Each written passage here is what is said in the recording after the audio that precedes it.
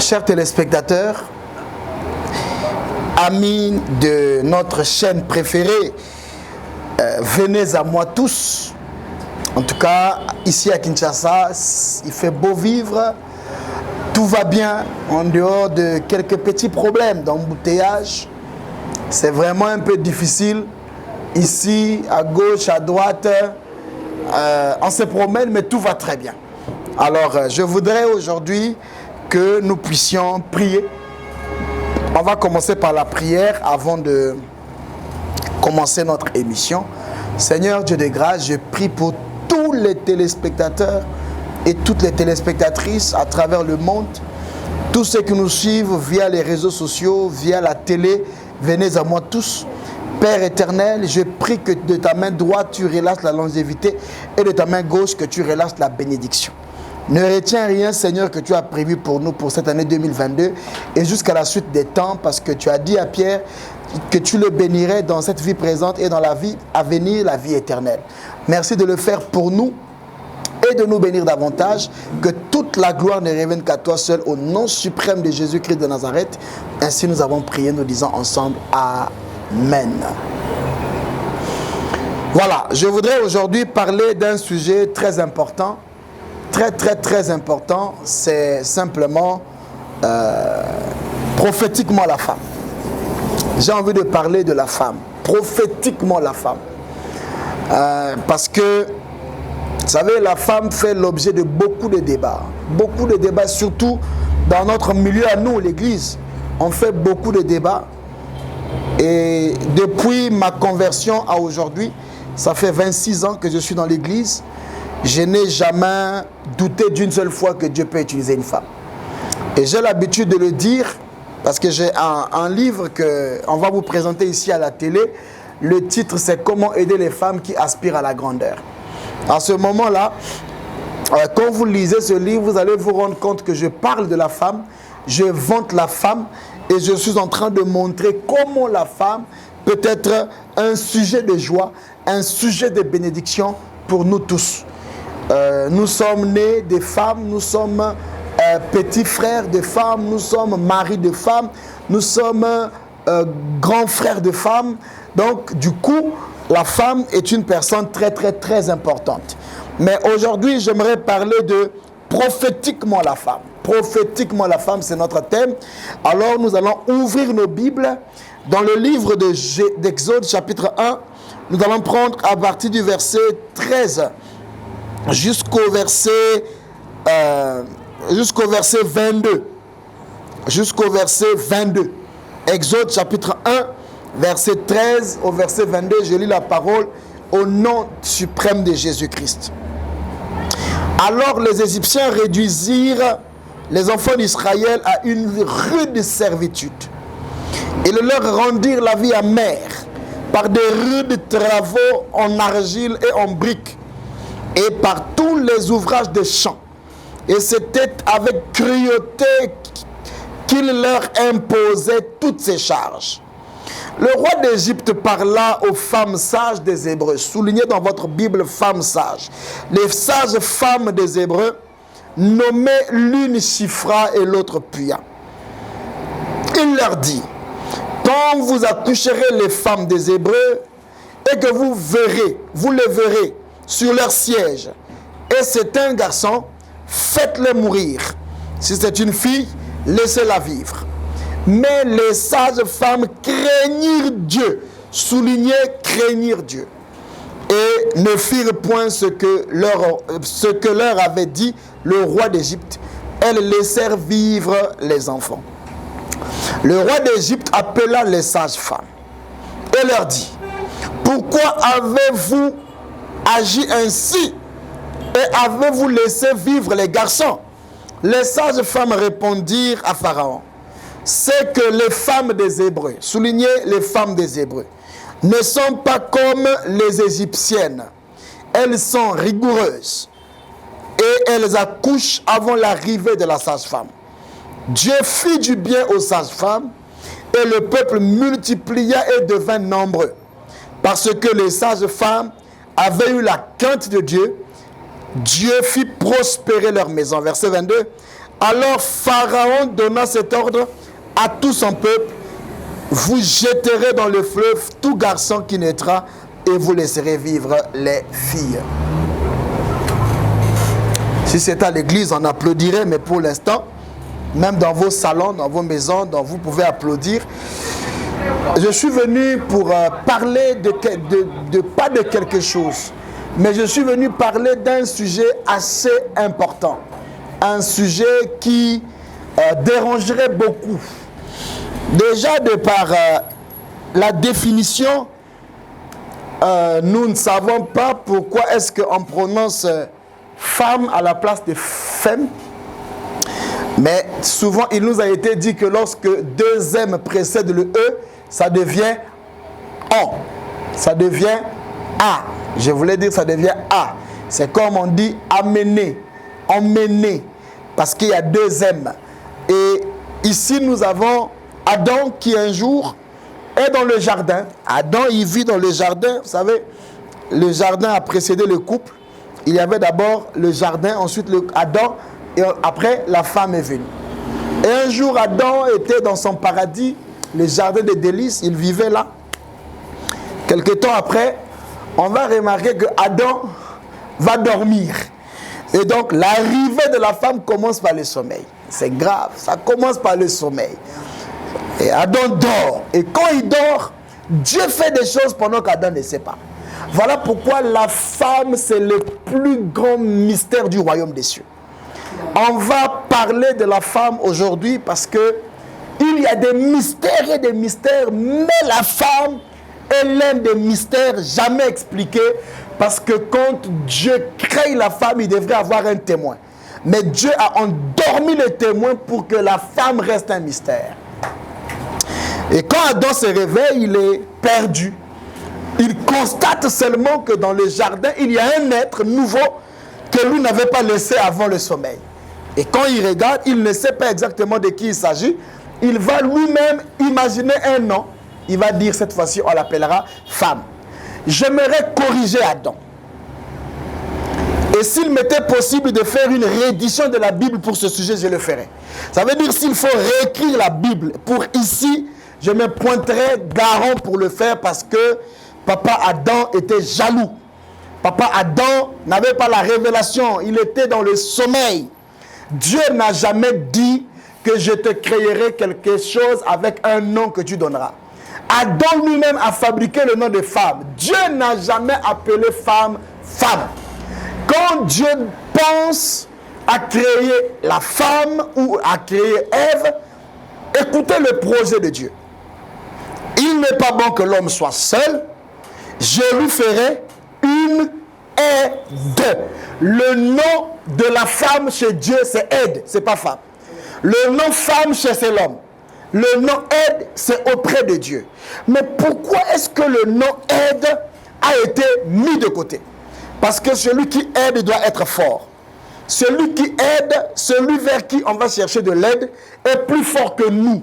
Et nous, quand nous cherchons de l'aide, ça veut dire que nous avons remarqué que la personne est plus forte financièrement, est plus forte relationnellement, est plus forte spirituellement, est plus forte émotionnellement. Voilà pourquoi on va chercher de l'aide auprès d'un tierce.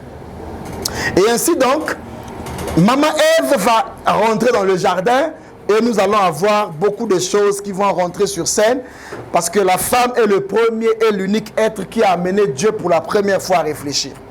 Parce que lorsque Dieu a tout créé, il parlait, ça venait, mais au sujet de la femme, Dieu s'est arrêté, il a regardé la misère de l'homme, le malheur de l'homme malgré les conditions, et Dieu lui-même s'arrête, il dit non, il n'est pas bon. Donc la femme est le premier être qui a engagé Dieu dans une réflexion. Sa création a été un temps de réflexion engagé. Et vous savez, Dieu fait des choses sans l'homme. Mais quand Dieu s'arrête pour réfléchir, ça veut dire que le sujet est assez délicat. Prophétiquement, la femme est notre sujet d'aujourd'hui. Mais quand je suis en train de regarder dans la faisabilité, vous allez voir quand Ève rentre sur la scène, nous voyons aussi le diable se lever parce que le diable ne s'était jamais levé quand Adam était dans les arbres. Dieu s'arrête pour créer l'homme. pour créer la femme. Et quand la femme est créée, le diable aussi trouve l'intérêt de rentrer dans le jardin d'Éden. Donc, du coup, la femme devient un sujet que Dieu apprécie, que le diable apprécie. Et elle est au milieu. À ce moment-là, la pression commence. La pression commence dans le jardin. Il y a un intrus parce qu'il y a la femme. Pourquoi il y a la femme? Parce que Dieu veut que l'homme soit heureux, mais l'ennemi ne veut pas que l'homme soit heureux. Pour enlever le bonheur à l'homme que Dieu lui a donné, il faut attaquer la femme. Parce que la femme, en venant, apporte la vie, apporte le bonheur dans le jardin d'Éden. Et donc l'ennemi s'élève. Et quand l'ennemi s'élève, il vient attaquer la femme. Et quand il attaque la femme devient le sujet de scandale jamais pardonné depuis la nuit des temps. Et même quand frère Paul arrive dans toutes ses lettres, il dit même que la femme se taise parce qu'au commencement, c'était elle qui avait péché. Frère Paul, j'ai pas de problème avec toi, frère Paul. Tu es notre patriarche, je te respecte. Mais ici, dans ce sujet-là, il y a un problème, papa Paul. Parce que, effectivement, tu n'as pas réfléchi encore à ce qui s'est passé par la suite. Qu'est-ce qui s'est passé par la suite? La femme qui a péché, elle a été condamnée, victimisée, vilipendée par les prophètes, dans les coutumes, us et traditions, dans toute la société d'Israël.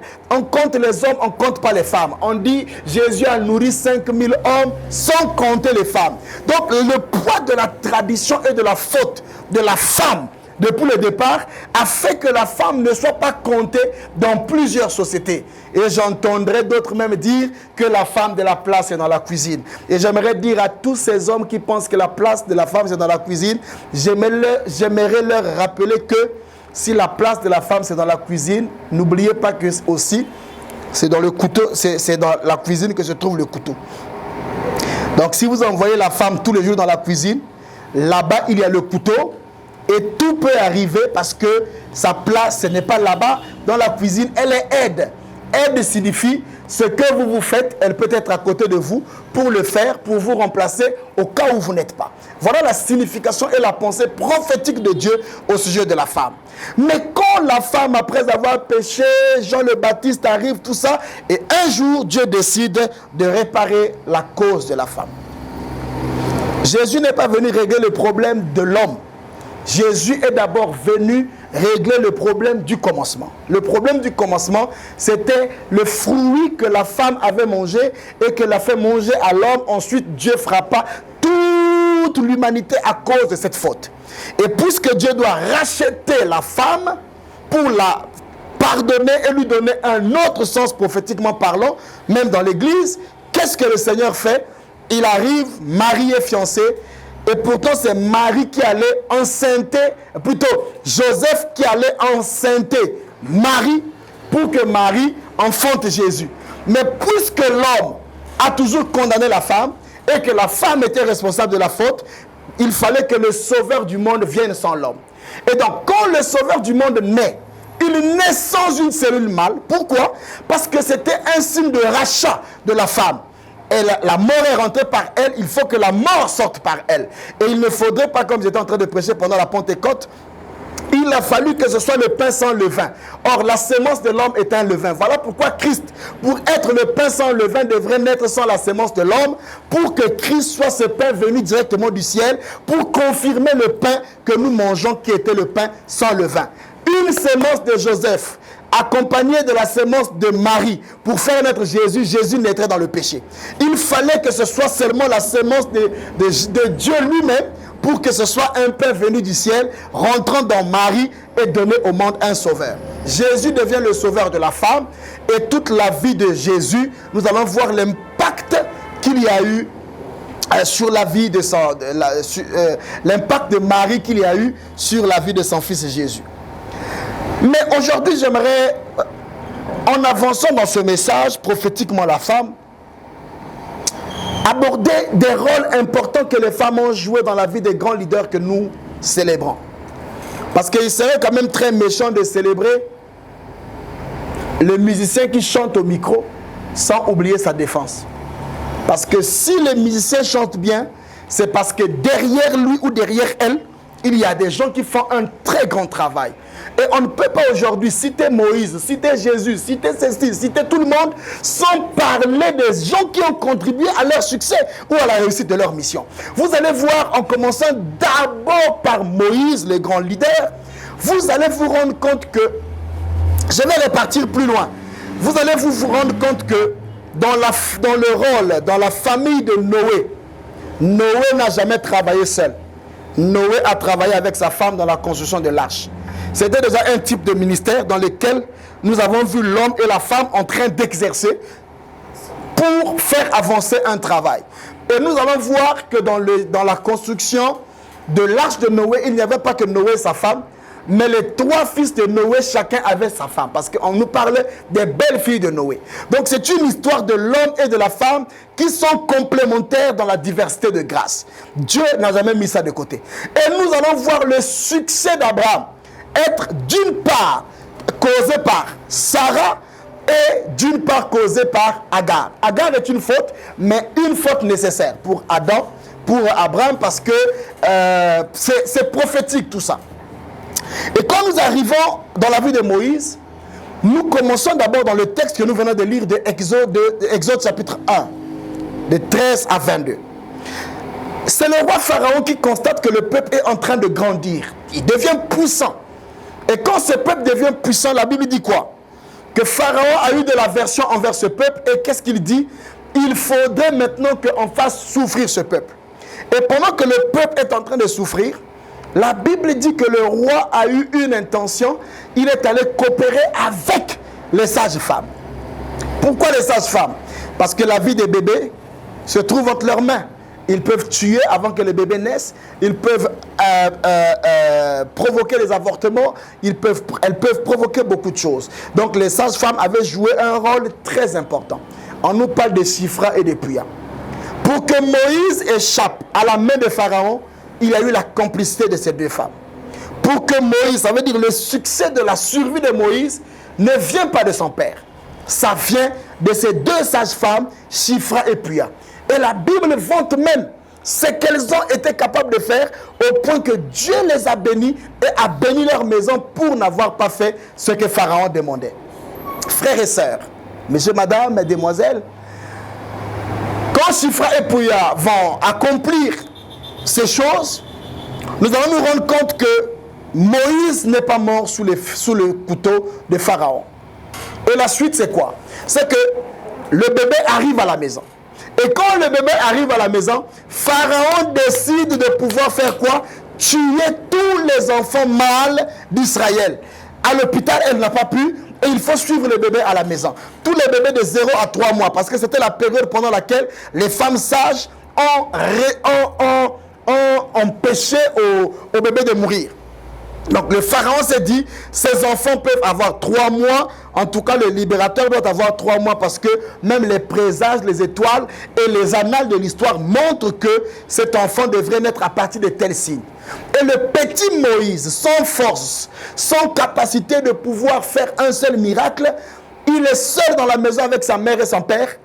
Mais pendant qu'on est en train de vouloir tuer le bébé, la maman de Moïse se rappelle de la parole d'Ésaïe certainement qui disait « Tu ne mettras pas au monde un enfant pour le voir mourir ». Et quand la maman pense aux douleurs d'enfantement, quand elle pense à tout ce qu'elle a vécu, elle se dit « Non, je n'accepterai pas qu'on vienne tuer mon bébé entre mes mains, mieux vaut me débarrasser de ce bébé-là ».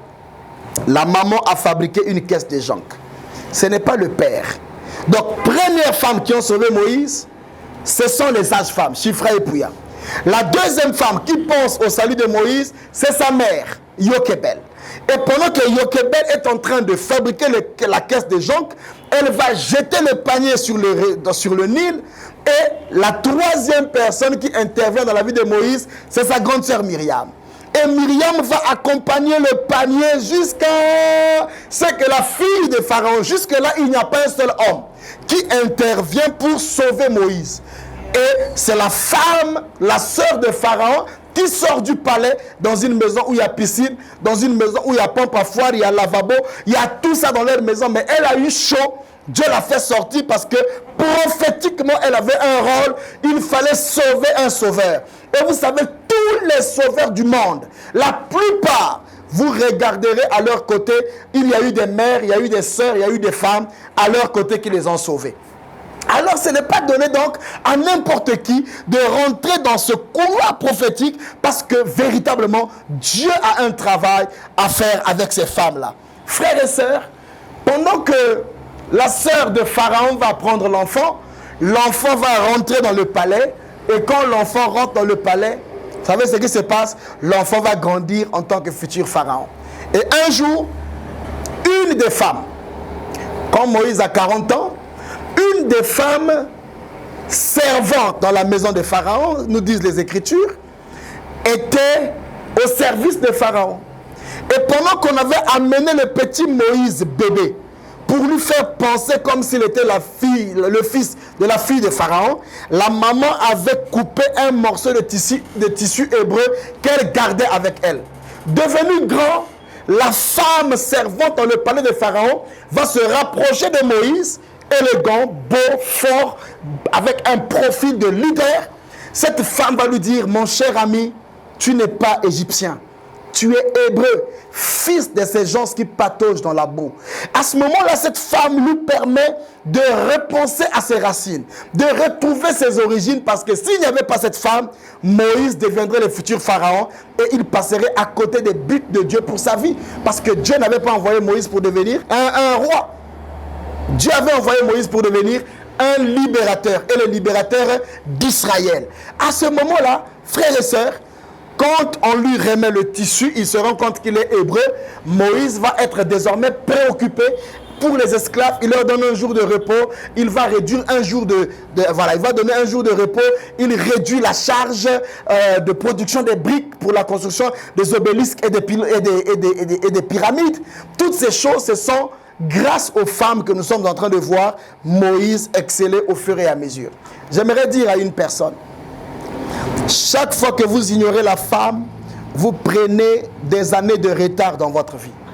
Chaque fois que vous avez une femme susceptible de vous pousser et que vous ne croyez pas à ses conseils, vous êtes en train de préparer vos prochaines catastrophes. Chaque fois que vous avez mis de côté votre femme ou vos collaboratrices femmes loin de votre gestion, vous êtes là en train de préparer votre effondrement financier. Lorsque vous avez ignoré l'intelligence des femmes, parce que vous croyez que vous êtes plus diplômé qu'elles, n'oubliez pas qu'elles sont les plus grands leaders du monde, parce que les femmes tiennent les républiques qu'on appelle foyer, famille. Ça veut dire une famille est une république en miniature. C'est 5 personnes, c'est 6 personnes, mais c'est différents caractères. Et de ces 5 personnes-là, vous avez là une femme qui produit l'éducation. Pendant que le papa est sous le palmier, couper l'arbre pour que les enfants mangent, la maman veille sur la survie et l'éducation des enfants. Alors la femme, c'est le plus grand mystère parce qu'elle est cote. Je n'ai jamais cru que derrière une femme, derrière un grand homme, il y a une grande femme. Dieu n'a jamais pris l'os de la colonne vertébrale pour faire la femme, pour dire derrière un homme. Je vais dire aujourd'hui, c'est à côté d'un homme, il y a une femme. À côté d'un grand homme, il y a une grande femme. Ainsi donc, il est temps que nous puissions passer des simples débats à l'aménagement de la place de la femme. Parce que c'est le plus grand leader du monde. Un journaliste français m'a posé la question: Ngouama, vous êtes où? Vous êtes né où? J'ai dit: je suis né auprès de ma mère. Il dit: mais oui, vous êtes né auprès de votre mère.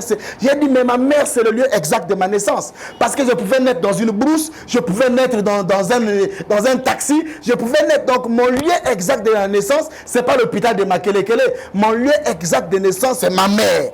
Et aujourd'hui, l'évangile est devenu aussi fort à cause de la contribution des femmes. Mais regardez que les femmes ne se sont pas arrêtées qu'à montrer Moïse le chemin ou à le sauver pendant les moments durs de sa vie. Quand Moïse va sortir du palais, fuyant la colère de Pharaon après avoir commis le meurtre, vous allez vous rendre compte que Moïse va tomber chez Jéthro. Or, Jéthro est sacrificateur de Madian. Et pendant que Moïse est en train de paître le troupeau de Jéthro, la Bible nous dit qu'il est accompagné de qui? D'une femme. Cette femme, c'est qui? C'est Séphora. Et Séphora est la personne qui a aidé Moïse à rentrer dans son appel.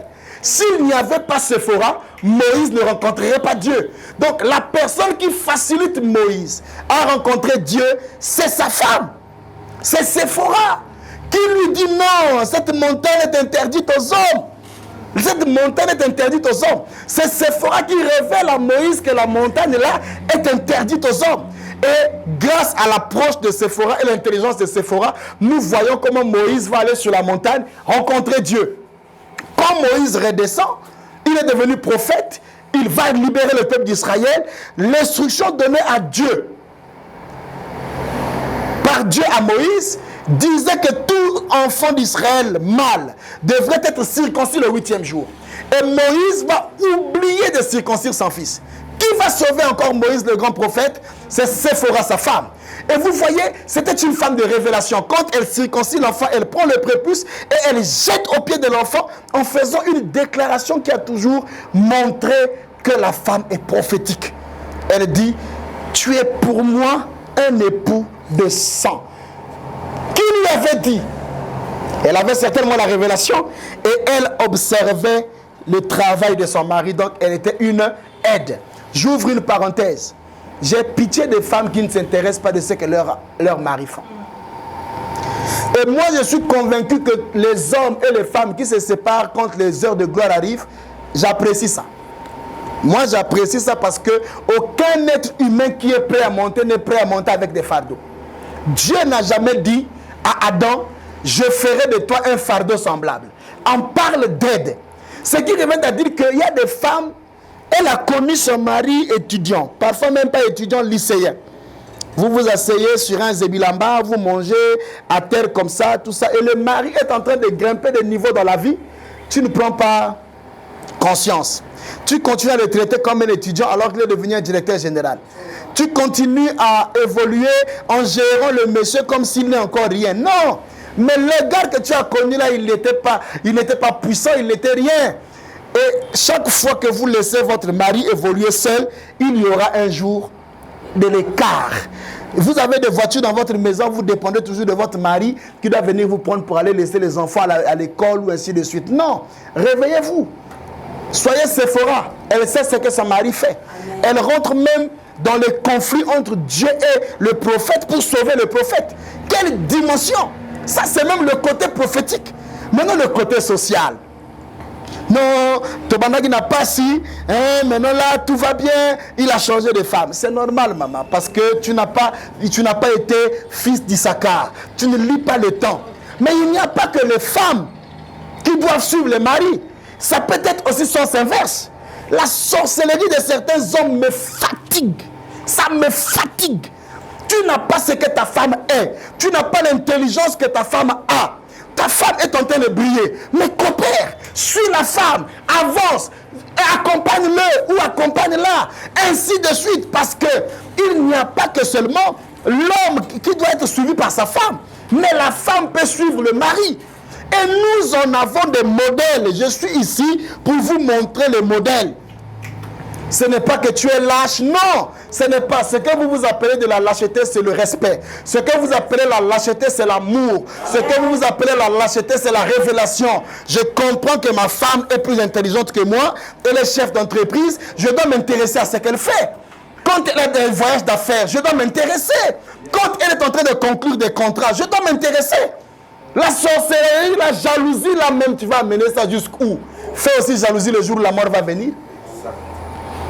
Tu es distrait, papa. Il faut changer. Et c'est comme ça que Dieu a fait les choses. Et quand nous parlons de prophétiquement la femme, nous voyons que prophète Moïse ou Moïse va devenir un grand leader avec la contribution de toutes ces femmes. Non seulement la contribution de toutes ces femmes, nous avons des modèles, nous avons Séphora qui va être donc une grande femme qui va sauver la vie à Moïse. Et nous voyons encore un autre élément important qui est ici. Je vais prendre des grands leaders. Vraiment, je prends Moïse. Je vais prendre aussi le cas de Jésus. Vous savez que Marie est la mère du ministère de Jésus. Comme on dit, père dans le ministère.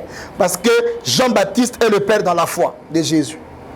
Jean-Baptiste a baptisé Jésus, mais il n'a pas laissé Jésus dans le ministère. C'est Marie qui a introduit Jésus dans le ministère. Vous savez quand? À la fête de Cana, Jean 2. Jésus arrive, personne ne le connaissait. Il n'a même pas encore fait un seul miracle. Et à ce moment, Marie va provoquer la vocation. My God. Marie provoque la vocation. Elle dit, ils n'ont plus de vin. Jésus lui-même dit, oh, mais ils n'ont plus de vin, femme. Qu'y a-t-il entre toi et moi? Mon heure n'est pas encore arrivée. Et Marie elle-même va aller dire aux gens, non, tout ce que lui vous dira de faire, faites-le. C'était une façon d'introduire Jésus dans le ministère. Et c'était le premier miracle de Jésus, provoqué par qui? Par une femme. Frères et sœurs, on ne peut pas aujourd'hui faire des débats avec la femme.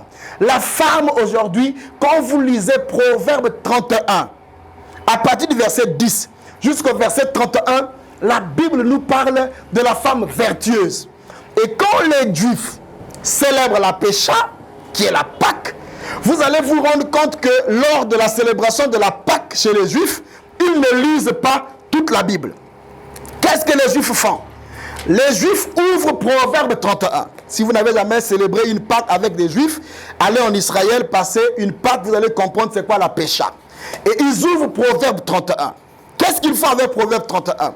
Il y a un canteur, donc un chanteur ou un griot, qui va répéter Proverbe 31, versets 10 à 31. Proverbe 31 fait la louange de la femme. On dit ce que la femme est, ce que la femme est capable, ce que la femme fait. Et après avoir chanté l'hymne de la femme, qui est Proverbe 31 en Israël, la femme vertueuse, qu'est-ce qui se passe? On va dire la femme donne la vie. Donc c'est une Bible ouverte. Ils célèbrent la Pâque avec la Torah ouverte. En célébrant la Pâque avec la Torah ouverte, c'est l'image même de la parole de Dieu, parce que la parole de Dieu, en la recevant, elle donne la vie, et la femme aussi donne la vie au monde. Il n'y a personne qui est né sur la terre sans une femme. Et nous sommes tous fruits des femmes. Et vous voyez là le mystère qu'il y a, même chez les Juifs, chez les Sémites, tous ces peuples-là aujourd'hui qui conservent la parole de Dieu, vous allez vous rendre compte de leur impact et de leur importance. Proverbe 31 nous montre les critères d'une femme. Et on nous montre, on dit même que son mari la loue. Ce n'est pas lui qui loue sa femme. C'est son mari qui la célèbre parce que c'est une femme travailleuse. C'est une femme entrepreneur. Ce n'est pas seulement une femme qui attend que le mari aille secouer les branches pour qu'elle ramasse le mangue qui tombe par terre. Non, elle fait des chemises, donc elle entreprend. Elle vend, donc elle entreprend. Elle apporte le pain à sa maison. Ce n'est pas la prostitution, hein. C'est une femme active, une femme engagée pour la cause de sa maison, la cause de son bonheur, la cause du bonheur de ses enfants. Les femmes aujourd'hui qui ne produisent absolument rien, frère, si vous êtes encore célibataire, s'il vous plaît, je vous déconseille. Il est préférable de se marier avec une vieille femme qui va vous aider à réaliser vos rêves que de vivre avec une femme pauvre qui va même enlever le pain que vous avez et tuer vos rêves de la vie. Attention, c'est un problème de choix. Ouvrez les yeux et comprenez que ce monde est un monde de choix. On ne t'impose pas une femme. Ne te marie pas par prophétie. Parce que quand la prophétie s'accomplit, le caractère, ce n'est pas la prophétie qui va supporter ça. C'est toi qui vas supporter la prophétie, le caractère. Si le caractère est bon ou mauvais, c'est toi qui supportes, ce n'est pas la prophétie. Donc ne te marie pas par prophétie. Il ne faut pas faire ça. Je te déconseille. Oh, Dieu m'a montré. Oh, sœur, je t'ai rêvé. Je t'ai vraiment vu. Tu es venu dans mes rêves. Oh, tu es la femme de ma vie. La femme de la vie n'existe pas. Attendez que la mort vous sépare pour dire que c'était la femme de sa vie. Sinon, il y a tellement de hauts et de bas. Et aujourd'hui, frères et sœurs, j'aimerais vous dire qu'il y a trop de réalités. Prophétiquement, la femme. Quand Jésus meurt, les apôtres sont, je ne sais pas où, mais c'est la femme qui veut aller embaumer. La femme veut aller embaumer le dimanche matin. Le dimanche matin, les femmes sont à la tombe. Où était Pierre, le père de l'église? Il avait les clés. Où était-il? Peureux. Mais la femme a eu les risques. La femme prend les risques que l'homme n'a pas. Il faut avoir peur de quelqu'un. Vous savez, quand vous avez seulement une chic dans votre pied, vous pouvez enlever la chaussure en cours de route. Mais la femme est l'unique être humain qui peut porter un corps étranger pendant 9 mois. Elle a été faite, non. On ne la connaît pas quoi. On ne la connaît pas. 9 mois, 2 personnes, 3 personnes. Il y a même des femmes qui mettent au monde 8 enfants dans un ventre. L'homme ne connaîtra jamais cette expérience. C'est quoi le mystère? Son corps est comment pour porter des corps étrangers? À peine tu as une pointe, tu es mal à l'aise, tu vas à l'hôpital pour qu'on t'opère. Mais il faut quand même beaucoup de révélations. Prophétiquement, la femme. J'aimerais dans ce message, avant de chuter, dire à une communauté. Je parle à certaines communautés qui aujourd'hui, quand vous arrivez en Arabie Saoudite, même conduire, c'est interdit pour les femmes. Si ce message peut arriver en Arabie Saoudite, si ce message peut arriver en Tunisie, si ce message peut arriver à la Trinidad, si ce message peut arriver jusqu'aux Hawaï, j'aimerais dire à toutes les femmes qui sont marginalisées, celui qui vous avait condamné, c'était Adam. Ève a mangé le fruit, mais Jésus vous a racheté. Vous avez une place dans la société. Parce que dans le groupe de Jésus, il n'y avait pas que les apôtres, il y avait aussi des femmes. Il n'a jamais mis à l'écart des femmes. Le débat des femmes qui doivent prêcher ou pas ressemblerait à quoi? Je marche, je tombe dans un trou, et un trou profond, un puits profond, je suis en train de me noyer. Automatiquement, quelqu'un vient, il me tend la main, c'est une femme. Je ne dirai jamais à quelqu'un qui veut me sauver, c'est une femme, j'attends le secours d'un homme. Non. Lorsque quelqu'un est dans le besoin, il n'attend plus le genre, mais il attend seulement la personne disposée à accomplir l'acte. Dieu ne deviendra pas une femme parce qu'une femme a prêché. Son esprit n'a pas de sexe. Et nous devrons atteindre la dimension où Dieu lui-même s'incarne dans l'homme et dans la femme. Nous sommes dans une génération où, à cette époque, il faudrait que nous puissions répartir vers la pensée originelle du rôle que Dieu a donné à la femme. La femme est aide. Frères et sœurs, aménageons de la place. Et dans ce monde-ci, nous allons voir, partout où il y a eu intervention des hommes, alléluia, partout où il y a eu intervention des femmes, vous allez voir que ces hommes sont devenus grands. Bill Clinton n'était pas politicien, vous le savez. C'est quand il fait la rencontre d'une jeune fille, Hillary, à l'université, qu'il va commencer à avoir des idées politiques parce que cette femme avait des idées politiques. Et vous savez, dans les affaires Lewinsky qui allait éclabousser le président Bill Clinton dans les années 92, qu'est-ce qui s'est-il passé? Accusé de pédophile, accusé de viol, accusé d'adultère. On va tendre le micro à Hillary Clinton pour lui dire, mais ton mari a commis un délit. La constitution américaine étant fondée sur la Bible, dit que dans des cas pareils, il faut divorcer. Écoutez la réponse de Hillary Clinton. Les aspirations qui nous lient sont plus fortes que l'acte qu'il a commis. Ainsi donc, le foyer a été sauvé parce qu'il avait une femme de grandeur. Et quand Obama commence son stage en tant qu'avocat, il est engagé en tant que stagiaire dans le cabinet de Michelle, qui était sa patronne. Et pendant qu'il s'est mis à travailler à côté de Michelle, nous voyons comment Michelle a impacté la vie d'Obama jusqu'à l'amener au trône. Il y a beaucoup d'hommes qui traînent les pas parce qu'ils ne croient pas en leur femme. Il y a beaucoup d'hommes qui devraient être des meilleurs, des champions, parce qu'ils ont méprisé leur femme. Et ne sortez pas de votre maison quand une femme regrette. Parce que son regret peut perturber votre destinée. Et j'aimerais dire à quelqu'un, si vous avez fait du tort à une femme, allez réparer. Parce que le regret d'une femme que vous avez promis même le mariage, même si vous dites sans effet, frères et sœurs, si elle dit seulement « Ah, tu m'as fait ça, tu m'as promis ça », on verra. Cette malédiction va te suivre jusqu'au point que Dieu honore cette malédiction parce qu'il ne faut pas laisser la femme gémir à vos côtés. Frères et sœurs, ce message est prophétique. J'aimerais encourager une femme à s'élever. On vous a tordu la tête, on vous a baissé la tête, je voulais dire. On vous a humilié. L'humiliation n'est pas le dernier sort de votre vie. Vous pouvez refaire votre vie. Vous pouvez vous humilier. Vous pouvez redonner votre vie au Seigneur.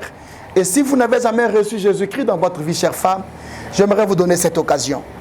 Parce que c'est en recevant le Christ que le Christ vous rachète et vous redonne la position que l'homme vous a enlevée.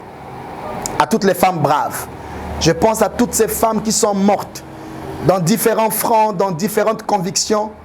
Je crois que depuis là où vous êtes, du haut des cieux, Dieu regarde et connaît combien de fois nous sommes prêts pour accompagner les femmes. Je voudrais vous aider à ne pas finir cette émission sans donner votre vie au Seigneur Jésus-Christ. Répétez seulement après moi. Seigneur Jésus-Christ, j'ai suivi cette prédication. Je te demande pardon de ne pas avoir cru en moi. Je te demande pardon de ne jamais être à la hauteur de mes tâches. Je te demande pardon pour le manque de confiance en toi et en moi. Seigneur Jésus-Christ, j'ouvre mon cœur et je t'invite dans ma vie. Je te reçois dans ma vie comme mon Seigneur et mon Sauveur personnel. Seigneur Jésus, guide ma vie jusqu'à ce que nous soyons face à face pour la gloire de ton nom. Au nom de Jésus-Christ de Nazareth, ainsi nous avons prié. Amen. À vous tous qui avez suivi cette émission, certainement vous chercherez une église. J'aimerais vous donner le conseil de chercher une église qui est très proche de votre domicile, de votre maison. Ne cherchez pas une église qui vous impose de payer beaucoup de transport pour aller prier. Cherchez une église proche de votre maison, là où on prêche la vérité, et priez-y.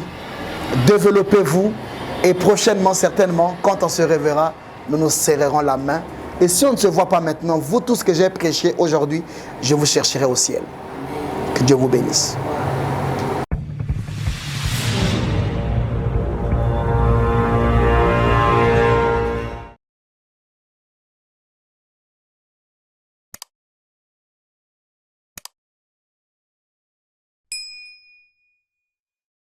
Venez à moi tous. C'est les cultes personnels, en famille, collectifs et plus. Ordre et mission, Matthieu 11, 28. Venez à moi, vous tous qui êtes fatigués et chargés. Live, musique, événements, prédication, enseignement, lecture et méditation de la parole des dieux, témoignages, le direct et beaucoup plus encore. Jésus, il appelle tout le monde, à l'exception des personnes. Venez mon frère, au travers de nous.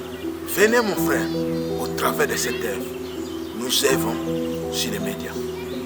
Pour toi et pour moi, et pour tout ce que le Seigneur permettra.